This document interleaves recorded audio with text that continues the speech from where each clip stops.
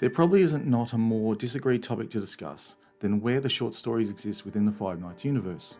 For me, any works produced officially under the Five Nights brand are legitimate information that exists within the universe. When Scott started to release the short stories alongside the games, what should we consider other than the same universe? But that's difficult, sometimes really difficult. To use the stories that almost parallel the games but not match perfectly feels like I've missed something. Not something told, instead something untold. How should we understand their place in the FNAF universe? My more recent dive into the lore of FNAF took me to placing Edwin's life in the timeline. This was not straightforward, as I've had to re-evaluate when the Pizzaplex was even in operation. The stories of the Mimic, the Storyteller, and the games The Ruin DLC and Secret of the Mimic all appear to give us connected story. Characters, events, locations appear to go together until you compare notes. The various sources of information are not quite aligning. For example, either Fiona died at Fallfest or during childbirth. Edwin either made the M1's program by modifying F10N4's code from the Stay Up Latte or Mycelium Man, or he wrote it in Pascal and C from his Mimic invention. Probably the most difficult is Edwin's age. Edwin is 64 during the time the Pizzaplex was in operation. He'd sold his company 30 years ago and was surprised by the changes to his life over the past 40 years. As Edwin was 24 years old when the Mimic was introduced to David, then the 40-year gap fits nicely with his age of 64. Although it doesn't. If Edwin was 24 in the mid-1970s, then it would be the mid-2010s when the Pizzaplex was in operation. That's not the current dates for its operation. I had to go back and have found that the commonly believed 2030 to 2035 years of operation is not what I believe for the Pizzaplex. While the calendar that appears at the Pizzaplex has likely January 1st for a Monday, the years likely for the game's security breach is 2018, 2024, 2029, 2035 and 2040. While the month of February has only 28 days, then it's not a leap year. This leaves 2029 and 2035. It has been found in the game that magazines released quarterly are up to the issue 19, meaning that at least 4 years and 9 months have passed. That 5th year anniversary is right around the corner for staff. Since this means the Pizzaplex could have started in either 2024 or 2030. When finding a date from the previous game, Sister Location gives us the code HRY223 for the blueprints for the Funtime animatronics. If this represents Henry's documentation, then 223 could either mean 2023 or February of 2023. The last date is from the Fred Masquerade event in 2000 and something. The last number looks like a 5. This has been guessed to mean 2035. Therefore, the picture was taken that very same year. Although, was it? If the event took place in 2025, then it would be in time for the 1st year anniversary of the Pizzaplex. That could also make sense. As I'm trying to shorten the timeline as much as possible, I'm taking the year 2024 to 2029.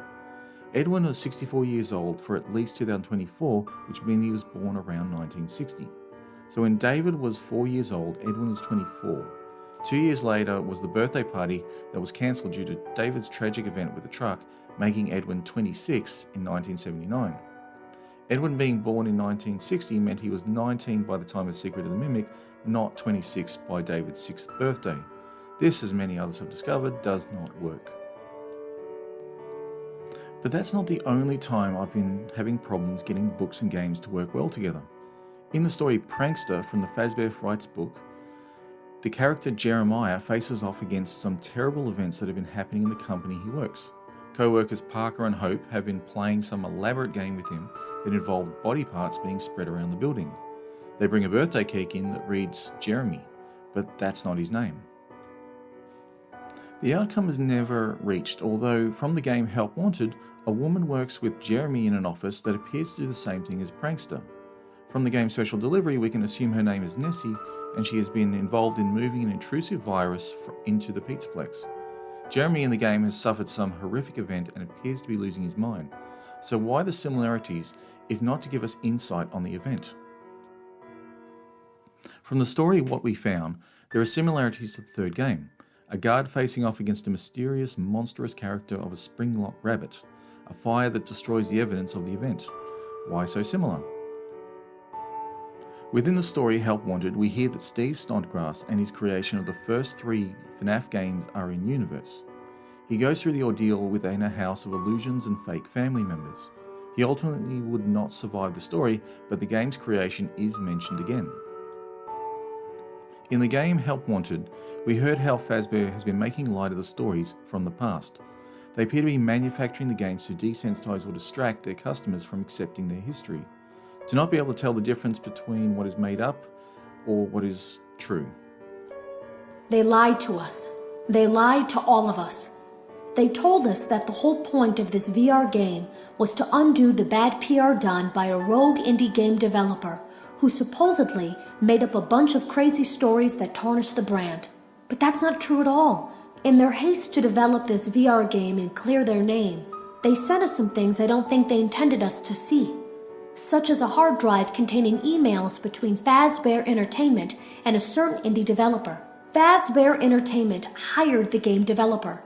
Those indie games were designed to conceal and make light of what happened. This isn't just an attempt to rebrand. It's an elaborate cover-up, a campaign to discredit everything. So I took a step back. Instead, I looked at the titles of the book series, Fazbear Frights and Tales from the Pizzaplex. The second group did indeed include stories set within the Pizzaplex, but not all of them. But Fazbear Frights had very few. Into the Pit, Fetch, The New Kids, Step Closer, You're the Band, they all have connections to the restaurant chain, but not the Fazbear Frights horror attraction. This made me wonder what the branding actually meant. Were the books available for purchase at the in-universe location? The Fazbear Frights horror attraction could sell short stories based on urban legends. Then the Pizzaplex would continue that trend. There is an example of a book available within the FNAF universe available for us to read as well, the Survival Logbook. This piece of merchandise given to us before the release of Fazbear Frights book series represents an activity book set in the location of Fazbear Frights. Foxy's appearance within the same security office that would exist in the third game sets the location. The security guard timesheets are present alongside puzzles and activities aimed at teenage audience. This is not an official document, instead merchandise from the attraction. So why couldn't that explain the short stories? From the authors of Folklore was released a series of horror stories intended to make light of the atrocities Fazbear could be involved. The names and dates have been changed to avoid directly tying them to the known events. By releasing a series of sinister novella-length tales, Fazbear are covering up the actual events from the uncharted corners of the series canon. The games, movies, novels are all based on first-person evidence. The short stories are giving us the information about events based on third-party witnesses, just with some different details to cast doubt. They don't have the complete picture, so they fill in the blanks. To me, the stories are telling us the history of the series, while also discrediting the history of Fazbear. Just think how many times a theorist has dismissed a clue from a book because it didn't quite fit. The plan seems to be working for Fazbear.